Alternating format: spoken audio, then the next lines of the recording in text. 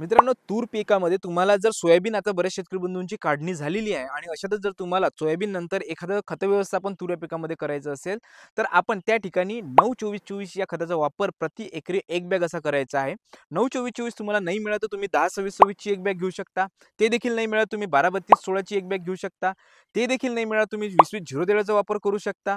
तर अशा पद्धतीने हे 4-5 जे ग्रेड आहे यापैकी कुठल्याही एखाद्या खताचा वापर तुम्हाला तूर या पिकामध्ये करायचा आहे. त्याचबरोबर मित्रांनो, तुम्हाला या आणखी हे जे 4-5 ग्रेड सांगितले यापैकी हेही देखील नाही मिळालं तर तुम्ही 24-24-08 या देखील खताचा वापर एकरी 1 ते 1.5 बॅग जर केला तर तुम्हाला तूर पिकाचं खत व्यवस्थापन अतिशय चांगल्या पद्धतीचं पाहायला मिळेल.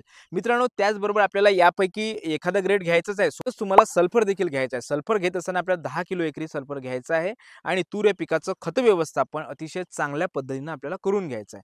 मित्रांनो, तूर पिकाविषयी अशाच नवनवीन माहितीसाठी हेल्पिंग फार्मर या Instagram पेजला, Facebook पेजला नक्की फॉलो करा. धन्यवाद.